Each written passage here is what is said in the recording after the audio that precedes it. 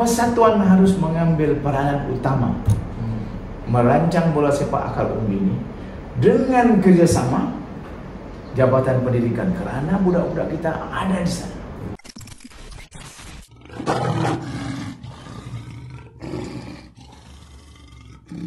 Hari ini kita bersama dengan Coach Ashraf. Assalamualaikum Coach. Waalaikumsalam.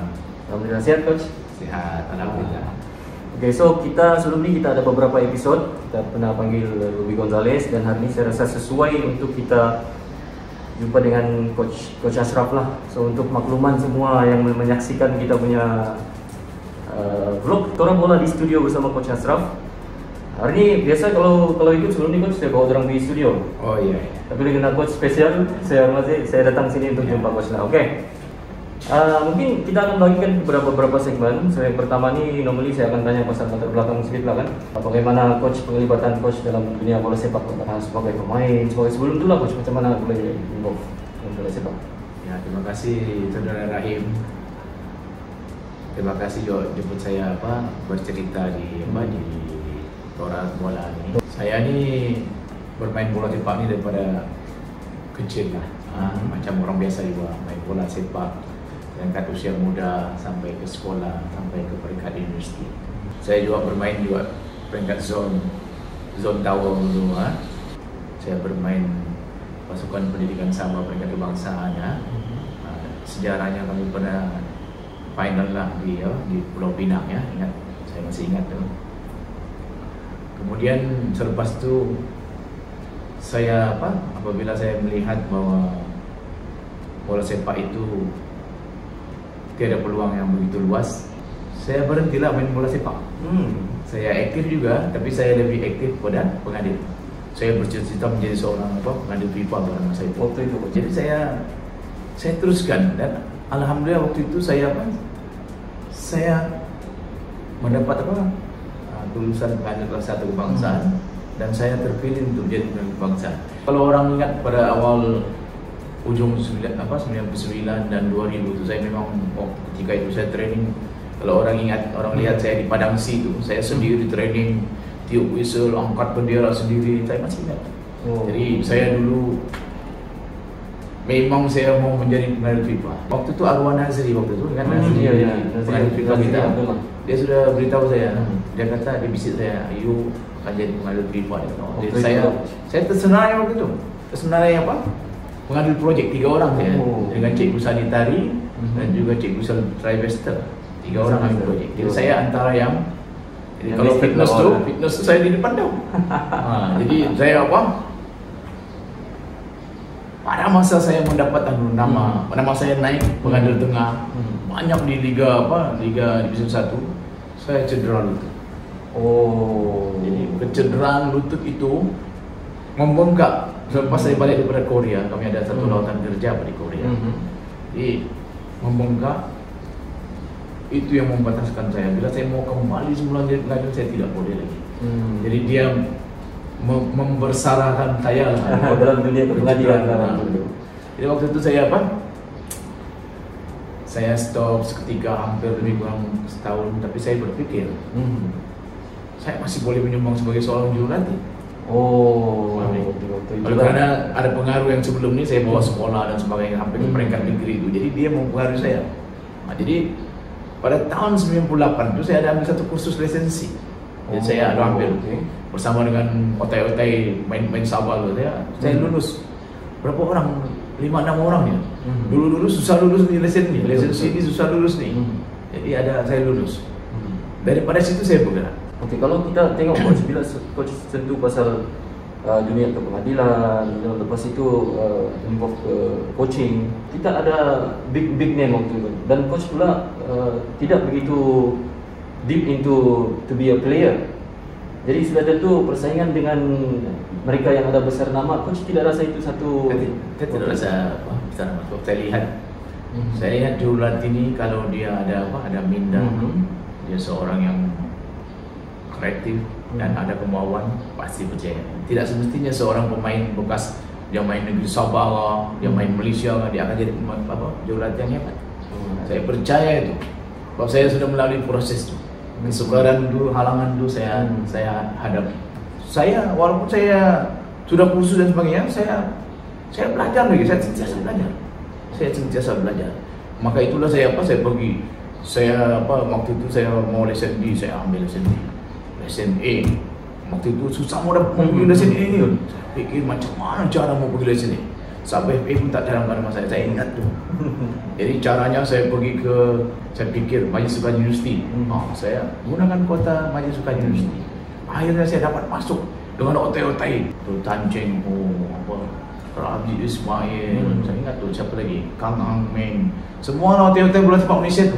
Saya rasa saya lah yang paling pemain yang paling kerdil, hanya peringkat universiti dan zon peringkat kebangsaan main Sabah diinginkan. Jadi saya rasa, tapi saya satu kalahin Weigam. Dia orang yang strict. Dan dia bawa dua instruktur daripada Jerman. UEFA punya, saya ingat tu. Jadi cabaran saya memang sangat tinggi waktu tu. Saya cuba. Tidak mau kalah. Betul. Okey, itu introduction. Boleh cerita introduction. Okey.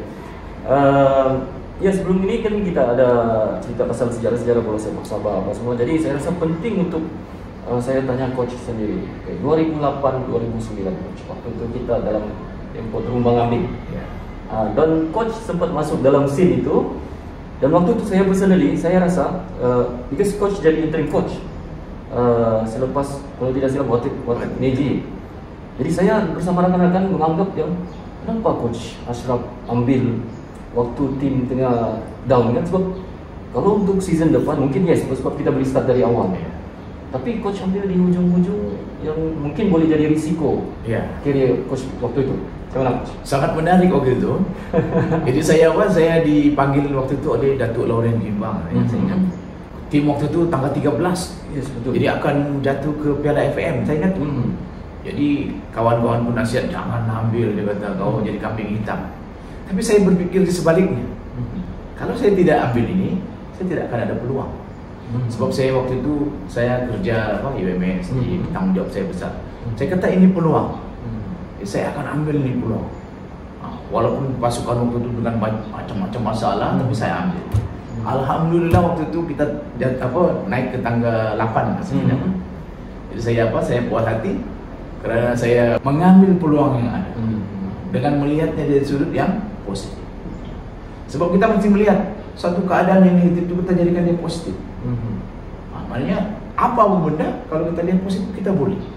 Tapi bukanlah maksudnya masuk sana tu tangan kosong. Maksudnya saya mesti ada ilmu lah. Saya ada ilmu.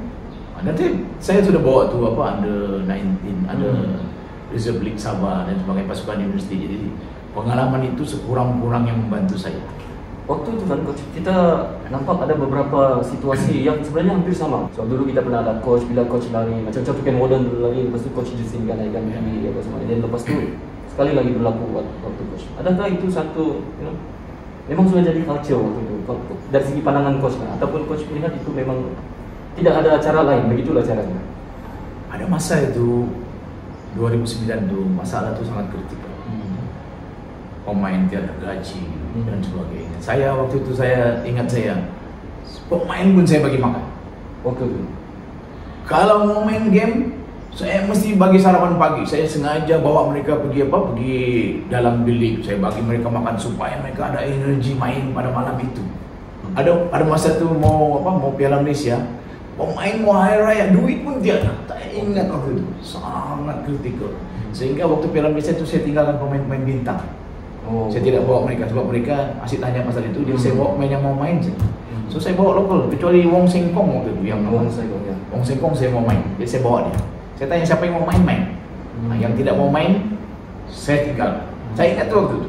Susah tak coach? Susah tak? Emanglah kritikal bagi saya. Saya juga dilatih sebagai manager, kan. Saya juga sebagai jurulatih. Jadi saya macam memang mau jadi kambing hitam lah. Saya ingat tu, saya mau jadi kambing hitam. Saya ingat tu. Tapi saya ambil cabaran. Saya ni orangnya memang begitu. Saya memang orangnya begitu. Maknanya kalau mau buat. Tak mau buat, jangan. Maksudnya itu tanggungjawab. Saya ingat, you boleh tanya ni pemain ni. Saya keluarkan duit sendiri. Saya ingat waktu itu. Sampai sarapan pagi supaya mereka ada tenaga. Saya bagi mereka makan. Saya buat makanan. Lepas game saya belikan mereka makanan itu untuk dia makan balik supaya kabur balik. Ya, dia punya nutrition. Saya ingat dong. Begitu kau bayangkan berapa susahnya dulu. Tapi itu satu pengalaman yang sangat manis lah. Oke. So saya tengok kita berjaya kekal, tidak jatuh ke Piala FM. And then selepas tu coach, saya tidak tahu apa yang berlaku. And then selepas tu coach telah diganti. And then datang Gary Phillips dan dia punya tim. Adakah coach rasa macam mengambil itu sebagai hanya satu kesilapan dan satu decision yang mungkin? Tidak. Saya waktu itu saya dipanggil juga. Dia kata apa saya punya pandangan mau teruskan dan sebagainya. Saya melihat semua itu bila saya berhadapan dengan orang-orang baru ketika itu yang mengambil alih Sabah. Orang-orang barulah, jadi saya lihat arah tuju yang tidak ada bola sepak yang sama ya. Jadi saya melihat daripada saya membuang masa saya, daripada saya akan berkonfrontasi dan sebagainya, saya tidak melihat bahwa bola sepak itu dibuat dengan baik. Sebab bola sepak itu dibuat hanya semata-mata instant, mau menang segera. So jadi saya pikir-pikir, saya lebih baik saya fokus pada UMS lah. Jadi daripada situ saya stop football. No more football for Sabah. Sejak 2009 itu sehinggalah hari ini saya tidak pernah bawa pasukan Sabah untuk bola sepak. Ada merajuk ke apa coach? Tidak. Saya mungkin itu juga. Saya melihat, saya sudah lihat segala-galanya di situ. Iya. Sebab saya sudah daripada awal ada 19. Ada waktu itu ada 19 dengan Reserve League. Saya sudah nampak. Saya sudah nampak asam garam, kesusahan sehingga tim itu saya nampak semua. Saya tidak lihat bahwa setiap kali yang bertukar akan sama juga orangnya. Orang akan melihat membuat satu kerja itu hanya untuk mau menang saja, untuk mau menang tahun depan. Makanya senang kerja, fokus ya kepada pasukan ini. Sediakan duit, beli pemain, menang sudah. Lepas itu adakah kita menang? Tangan menang. Jadi pada ketika itu saya lihat mungkin masanya saya lihat waktu itu futsal belum ada. Oh oke, betul. Pada waktu itu futsal macam asal ada, asal buat saja. Jadi saya berpikir, why not saya tak bina futsal. Saya fokus futsal dari tahun 2009-2010 itu saya fokus futsal. Sehinggalah tahun 2018 saya fokus futsal. Jadi saya jadi setiausaha dia, saya jadi timbalan pengurusi, saya jadi jurulatih dia, jurulatih tiada saya adakan kursus dan sebagainya. Alhamdulillah waktu itu perkembangan futsal semakin menarik. Betul. Jadi dengan pengurusi waktu itu memberi kerjasama, jadi dia pun bagi saya peluang untuk buat. Jadi kita adakan interzone itu peluang. Jadi meriah waktu itu. Jadi saya transfer minat bola sepak saya ke situ. Pada masa itu betul 2009 terlepas itu saya hilang daripada dunia bola sepak Sabah. Saya tidak ada. Pengalaman ini sebenarnya kita tak akan dapat. Terima kasih lah sebab coach cerita dari awal, tapi kita punya cerita belum habis lagi. Kita mau sambung sedikit pasal keterlibatan dengan skuad wanita kebangsaan. So ini dia punya, bagi saya lah, dia punya peak adalah Sukan C 2017. So macam mana coach boleh selepas 2009 agak senyap, tapi mungkin tidak senyap sangat kan, sehingga lah dilantik jadi jurulatih pada masa itu saya saya dah buat pasukan Sibagu FC. Okey. Liga FM. Sibagu FC waktu itu Piala FM. 3 bulan saya melatih pemain itu di pasukan itu. Saya sudah sediakan dengan solid pasukan Sibagu FC. Memang solid punya. Tapi dengan masalah yang ada di dalaman itu, dengan saya tak mau cerita lah, tapi memang masalah dalaman. Tapi terus terang lah, memang masalah yang sama ya. Yang gaji lah, kebajikan pemain tak ada. Jadi saya buat keputusan waktu itu, saya akan tinggalkan pasukan Sibagu. Itu waktu itu saya ada asisten David, saya punya orang David. Maksudnya saya dah latih dia, jadi saya bagi tahu dia, David, ini peluang kau dan jangan kau lepaskan peluang ini. Saya akan tinggalkan pasukan, tapi saya bagi kau peluang, dan ini peluang ambil sebagai peluang keemasan yang akan membina diri kau. Saya lepaskan jawatan ini untuk saya memberitahu mesej kepada manajemen bahawa penting di keuangan ataupun kebajikan pemain ini diurus dengan baik. Saya letak jawatan pada masa itu. Pada masa menang 9-0, besoknya mau start 1 minggu 5 kick off, saya letak jawatan. Saya ready kan dengan tim yang apa? Yang solid lah. yang solid. Saya tinggalkan pasukan. Jadi selepas itu adalah bisikan daripada pemain kan staff saya visi saya. Kenapa coach tak mau dua pasukan bola sepak wanita dia? Mohon lah kok. Macam dorong open itu apa? Dia open itu kekosongan. Jadi saya mohon lah. Jadi mereka panggil saya temu dua dengan ada masa itu ada 7-8 orang lah. Calon lah. Saya ingat saya Adlan Johar dan Zulhami Zakaria dan ada beberapa orang saya tak berapa ingat. Jadi saya diinterview waktu itu oleh Mr. Frisch. Masa pengarah teknik. Oh lama dia tunggu juga saya. Lebih kurang 1 jam setengah 2 jam lah saya ingatnya. Satu pengalaman yang sangat hebat. Bagaimana orang pada menduga untuk menjadi calon jurulatih. Waktu itu Malaysia kan betul jurulatih Malaysia tahu. Dengan keupayaan yang saya datang. Sebelum. Jadi bila saya bagi planning saya dan sebagainya dan saya tunjukkan siapa saya dengan ujian-ujian tactical dan sebagainya. Saya berjaya meyakinkan komite. Dari segi expectation coach, waktu menghadiri Temuda tu adakah macam saya kadang-kadang kalau dapat, kalau enggak apa. Saya akan cuba sedaya apa? Saya akan tunjukkan yang saya hebat. Saya akan tunjukkan yang saya hebat. Maka itu udah saya 1 jam setengah itu saya maksimumkan dengan kertas entah berapa helai itu pusing-pusing itu kertas mahjong itu. Saya tunjukkan yang saya hebat daripada calon yang lain. Waktu saya jadi seorang yang saya mau menang. Betul. Saya macam itulah. Dan akhirnya coach. Dan akhirnya saya bawa pasukan Malaysia. Tapi itulah orang mengharap bawa pasukan Malaysia itu mau menang. Tapi realitinya gap itu sangat jauh dengan Vietnam, Thailand, Filipina. Sebab mereka kelas dunia. Kita ini baru kelas yang kelas yang tiba-tiba aja antar tim. Jadi satu kekangan waktu itu ialah kualiti pemain. Jadi panjang kalau kita mau cerita pasal kualiti pemain. Betul.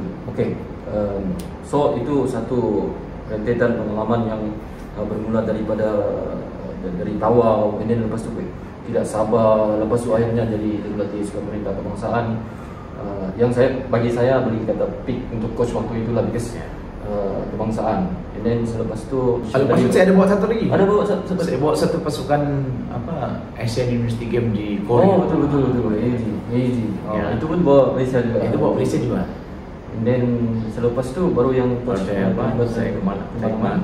Satu hari selepas saya bawa pasukan inter district Panggal FC. Besoknya saya FC dia. Yes. Dan saya follow rapat coach di Facebook. And then selepas itu saya lihat beberapa kedatangan akhbar juga yang memperlihatkan semangat coach untuk ini. Because bila kami bercerita, kami sebenarnya untuk makluman kamu semua, kami pernah bermain under coach dulu waktu 2005-2008 di PMS. Dan kami assume mungkinlah waktu itu ini coach kadang-kadang ada yang mungkin anggap itu satu bentuk pengakhiran dari segi coach mungkin akan bersalah dan sebagainya waktu itu kan. So selepas itu bila saya follow coach punya Facebook dan sebagainya, saya nampak coach masih terlibat aktif sehingga baru-baru ini membawa skuad kudo, and then masih lagi aktif dengan penulisan dari segi kritikan yang sangat membina. Okay. Jadi sekarang ini coach, kalau kita tengok situasi bola sepak kita dan tulisan-tulisan coach baru-baru ini ada menyentuh tentang pembangunan akademi dan apa yang akan berlaku pada skuad kita pada masa akan datang. Apa yang benar krusial yang mungkin coach rasa yang perlu ataupun patut? Secara realitinya bukan mudah. Tapi macam mana saya bagi tahu, kita mesti melihat negatif ini menjadi positif. Sebagai seorang pemimpin dan berilmu, kita mesti tackle masalah itu dengan secara kritikal. Berbagai alasan saya dengar. Dan cerita ini, pembangunan ini sudah terlalu lama. Jadi dia sudah agak rosak lah saya lihat. Jadi kalau kita mau bercerita untuk membina pembangunan dan akademi bola sepak ini, mengambil masa yang agak lama sedikit. Dia bukan sebagaimana yang saya lihat lah. Bagaimana yang saya lihat, kita meeting hari ini jawatan kuasa meeting 2 jam, buat keputusan. Okay. Kita tidak seperti itu. Sebab ini kita memerlukan satu long planning atau rancangan jangka masa panjang dan jangka masa pendek. Adakah benarnya coach nampak tidak wujud di negeri kita ni? Macam mana? Dia wujud sedikit, tidak dilaksanakan dengan apa terancang. Pembangunan dan ekonomi ini memang dia macam murid sekolah ni, kita ajar dia dari darjah 1 sampai darjah 5, darjah 6 baru dia paham matematik. Bukan seindah terus masuk universiti, tidak. Jadi dia ada proses. Jadi proses ini yang kita kelemahan kita. Lompong tadi sana. Maksudnya kita lompong di proses ini. Proses dia. Jadi saya terus teranglah. Tidak ada proses itu. Maksudnya lompang daripada dulu. Ada, hanya berjalan saja. Maksudnya kalau kita tiada pun dia berjalan. Maksudnya ada. Tidak dirancang dengan baik. Prosesnya yang kita mesti mau buat dengan baik. Bila kita sebut pasal proses, memang betul orang kata good things take time. Dan kita selalu digembar-gemburkan dengan trust the process. Okay, tetapi masyarakat kita dia melihat apabila kita lambat, kita gagal. Okay, contoh macam peperiksaan. Kita belajar daripada darjah 1 sampai darjah 6 contohnya adalah bila kau exam kau dapat nombor 1 means kau bagus, kau berjaya, sistem kau bagus. Tetapi bila kau tidak dapat nombor 1, kau tidak cukup bagus, gagal dan kau kena ubah. Proses ni maksudnya ya. Kita sebagai apa? Kalau misalnya kita sebagai orang yang bertanggung jawab, maka kita mesti ada program yang terbaik lah. Maksudnya kita memang semua ini memerlukan komitmen, keuangan dan sebagainya. Saya coba postmortem, saya bedah. Okay. Kalau kita buang program Super Rimau, maksudnya FM tidak buat program Super Rimau, tidak ada program. MSN tidak buatkan program NFDP, kita buat. Oke. Sekolah-sekolah tidak buat bola sepak. Maksudnya dia fokus sukan-sukan yang lain. Oke, saya tanya, apa yang kita buat? So apa yang dibuat oleh kita sebagai persatuan lah? Apa yang saya lihat yang kita buat ialah setiap tahun yang kita buat persatuan buat ialah untuk pembangunan dan ekonomi ini selection. Bila dia mau sediakan pasukan, dia selection lah, terbuka, tanah terbuka sini, dan dia harap pemain yang datang ni akan banyak berkualiti. Satu. Ataupun yang kedua, dia akan adakan, selalunya yang diadakan ialah kejohanan bawah 18 tahun. Itu pun tidak konsisten, kadang buat, kadang tidak. Kemudian saya lihat hasil daripada tunas-tunas yang berdiri diri sendiri, bukan daripada naungan siapa, bukan naungan persatuan. Jadi kalau kita mengharap kepada ini, you bayangkan 1 tahun ini saja program yang kita buat. Maksudnya selection, buat apa tu? Under 18 yang tidak konsisten, CMK, tunas-tunas yang berdiri Sabtu Ahad saja itu. Itu saja program yang kita ada. So adakah ini berbaloi untuk pembangunan? Jadi akhirnya setiap tahun kita hanya mau sediakan pasukan, tapi prosesnya tidak ada, programnya tidak ada. Jadi hasilnya sejak 5 tahun kebelakangan dan ke atas itulah pasukan Sabah peringkat pembangunan bawah umur semua corot, dan yang paling menduka citakan ialah pada tahun ini. Saya bukan bercerita bohong, ini fakta. Betul. Semua peringkat sekolah bawah 12, bawah 15, bawah 18 corot. You boleh tengok MSS di Johor, semua corot. Kemudian under 18 corot. Corot grup grup usian awal. Under 20 pun corot usian awal. Jadi adakah kita tidak gelisah dengan ini perkembangan ini? Sebab ini yang akan mewarisi pasukan senior. Jadi pasukan senior kita untuk 5 tahun ini kita dalam bahaya. Bermakna pemain yang kita ada kualitinya tidak sampai tahap untuk menjadi pemain yang beraksi di Liga Super. Jadi ini dia punya apa? Dia punya masalah yang jelas, yang berkait rapat semua. Berkait rapat. Jadi apa yang saya mau kasih lampak situ ialah bila kita postmortem balik, bahwa persatuan tidak ada apa. Itu sih program dia selama setahun. Jadi yang ada ialah menyediakan pasukan under 18, under 20. Itu pun sekarang nih, itulah saya beritahu, FA dan FC ini sudah dibahagi peranan masing-masing. Sepatutnya banyak kerja, banyak program yang kita boleh lakukan. Tapi saya tak nampak, saya belum nampak. Mungkin masih lagi tengah tengah mengkaji dan sebagainya.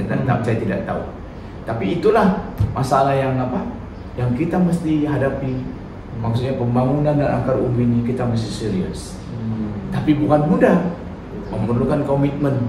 Oke? Tapi setiap yang pasti ada jalan dengan melihatnya dari sudut positif.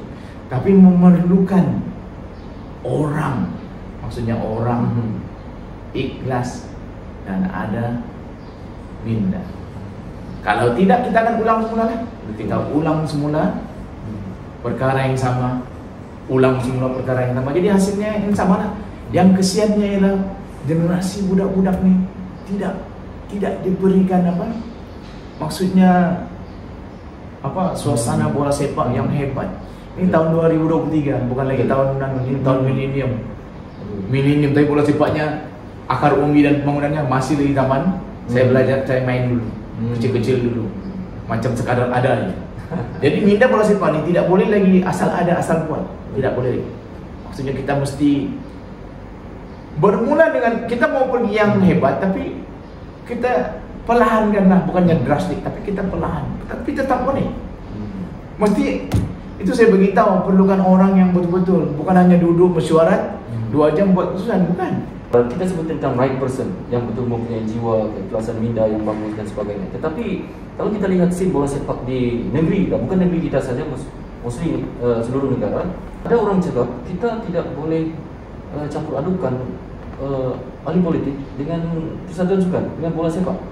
Tetapi kalau kita tidak ada mereka pula, dari segi kesukaran untuk mendapat rencana keuangan itu memang agak ketara lah. So mungkin pandangan coach sedikit. Cerita nih, ini sensitif sedikit. Yes, betul. Okay. Orang politik nih, kalau dia betul-betul jiwanya bola sepak betul-betul dan mau, tiada masalah. Bola sepak itu akan berjalan dengan kemudian mendapat nasihat daripada orang yang betul pasti akan nih. Tapi kalau dapat nasihat daripada orang yang sama, dapat nasihat daripada orang yang orang bilang kitar semula dan tiada dia akan sama lah. Dia akan sama. Bola sepak ni perlu memang pemimpin yang boleh mendatangkan tajaan dan mencari keuangan. Tapi dalam masa yang sama dia juga boleh membunuh itu game, membunuh itu bola sepak. Sebab sudah terbukti nih. Asal dia mula-mula okey, bila sudah tamat temponya maka rusak lagi bola sepak itu. Maka berulang lagi maksudnya berulang lagi masalah keuangan dan sebagainya. Jadi memang begitulah asam garamnya. Tetapi itulah maksudnya apa yang saya lihat ialah semuanya bergantung pada keuangan. Tapi kita punya perancangan keuangan ini bagi saya lah tidak berada di landasan yang betul lah. Tidak berada. Jadi walaupun banyak duit, tapi akan habis begitu saja. Jadi ini memerlukan perbincangan, percambahan minda. Saya selalu melihat, selalu ada tanda tangan MOU dengan Jabatan Pendidikan. Betul. Tiap tahun masuk Facebook, masuk dalam berita, Sabah Time, Jaga Express. Tapi saya nampak tu hanya tanda tangan saya MOU. Tapi detailnya saya tidak nampak lagi, dan saya tidak nampak apa detail dia sebenarnya. Sebenarnya kalau kita bekerja sama ni pasti hasilnya bagus. Dan apa yang saya lihat lagi sebenarnya saya lihat sejak dulu lagi bola sepak akar umbi ini diserahkan bulat-bulat kepada sekolah. Seolah-olah sekolah lah yang melaksanakan semua ini. Kononnya ialah memang budak-budak itu ada di sana. Tapi kita mesti ingat, sekolah ini bukan dia bukan mau fokus pada satu sukan. Sekolah ni dia harus fokus banyak sukan. Jadi inilah permulaan budak-budak ni dia mau kenalkan sukan. Jadi bagi saya, orang yang memainkan peranan penting untuk akar umbi ini adalah persatuan. Persatuan mesti mengambil tanggung jawab utama. Jadi dialah yang merancang dan dia akan bekerja sama dengan sekolah. Barulah bola sepak itu boleh pergi jauh. Jadi dengan kerjasama yang erat, dengan detail dia punya MOU, dengan detail dia punya kerjasama, pasti akan hebat. Tapi masalahnya sekarang ini dia macam entiti yang terpisah dua. Makanya pendidikan buat dia punya kerja dan apa? Persatuan lepas tangan. Jadi kalau lepas tangan, sekolah akan buat, dia pun akan buat, dia habiskan dia punya takwim, dia mau main sukan ni dan sebagainya. Jadi persatuan lepas itu baru dia ambil untuk ada etik. Jadi apa yang kita mau? Kita tak nampak apa. Jadi proses ini nampak lompang. Jadi bagi saya persatuan harus mengambil peranan utama merancang bola sepak akar umbi ini dengan kerjasama Jabatan Pendidikan, karena budak-budak kita ada di sana. Jadi Jabatan Pendidikan kalau dia tak buat kerja, apa kita mau buat? Jadi apa kita punya apa tugas kita? Jadi persatuan mesti main peranan. Jangan lepas tangan. Memang kalau bilang kerja senang, itu kerja Jabatan Pendidikan. Kita tak ada duit, kita sambut saja. Bisa sambut saja. So jangan duduk di persatuan kalau tidak mau buat kerja. Itu perkataan yang saya rasa walaupun macam simple tapi sangat dalam maksudnya. Oke, coach, harapan terakhir mungkin sebelum kita tutup sesi ini, harapan coach untuk bola sepak, especially di negeri kita. Saya melihat harapan saya untuk bola sepak di Sabah ni, saya mau marilah kita sama-sama semua. Maksudnya kita campaign kepada pemimpin kita. Fokuslah kepada akar umbi dan pembangunan bola sepak peringkat umur. Kerana mereka harus berada di zaman 2023 ini, zaman milenium. Mereka seharusnya berada di bola sepak yang sepatutnya. Bukan lagi berada di bola sepak yang di tahun 90-an 2000 cara mengendalikan mereka ini. Jadi saya mau lihat anak-anak yang 5 tahun di belakang ni yang masih ada sekarang di perut yang dikandung ataupun berada di sekolah rendah ini diurus dengan sepatutnya supaya kita negeri Sabah ini dengan orang-orangnya yang gila bola sepak. Ibu bapa gila bola sepak, di sana sini gila bola sepak. Tapi bola sepaknya diurus secara yang tidak sistematik dan tidak terancang. Jadi itu adalah satu kecewaan bagi saya sebagai seorang yang mempunyai pengetahuan, mempunyai pengalaman berada di luar negara, mempunyai pengalaman berkaitan kebangsaan, pengalaman sejak saya muda, sehinggalah saya putih rambut limo pencet. Jadi kekecewaan itu sehingga sekarang. Maknanya perlu keikhlasan, bukannya senang, bukannya mudah, tapi kita mesti bermula dengan sesuatu yang bukan asal ada. Jadi maksudnya kita mesti buat dengan baik. Tidak memerlukan kos yang sangat tinggi, tapi perlu orang yang betul-betul mau membuat kerja itu. Makanya kita perlukan watak yang mau buat kerja itu. Dan pemimpin-pemimpin persatuan yang telah memegang tanggung jawab, dengarlah daripada orang-orang yang cintakan bola sepak. Jadi dengarlah dari berbagai pandangan. Dan janganlah kita di persatuan bersurat 2 jam kita buat keputusan. Pikir jauh, lihat keseluruhan cerita, lihat pandangan ramai, postmortem, barulah kita dapat apa yang kita mau. Supaya anak-anak kita hebat dengan bola sepaknya. Dengan passion ibu bapa saya lihat di Sabah ni sangat passion. Ramai juga latih akar umbi muncul. Tapi tiada program. Saya harapkan tahun 2024 ni kita tidak mau instant tapi kita melihat kalau kita ada vision jangka pendek, misalnya 2024 hingga 2029, 5 tahun jangka pendek, dan ada tahun 2030 hingga 2040. Kalau kita ada perancangan itu, tidak mustahil Sabah akan jadi powerhouse untuk bola sepak pembangunan dan akar umbi. Ya, itu pandangan saya. Cari ikhlas. Terima kasih coach. Ya. Thank you guys. Guys, Coach Ashraf guys. Thank you very much. Terus follow guys, follow Tora Bola, follow Coach Ashraf juga, so kamu akan melihat bola sepak dari sudut positif, dari sudut yang berbeza. Ya. Thank you Coach sekali lagi. Thank you. Tapi sebelum kita berakhir, ada sekejap ada cedera kenangan sedikit. Oh, oke, makasih ya. Oke, ini t-shirt Tora Bola. Oh, makasih lah. Alright. Oke guys, thank you. Oke, thank you. Kita jumpa lagi dengan bola sepak dari sudut yang berbeda. Assalamualaikum, bye bye.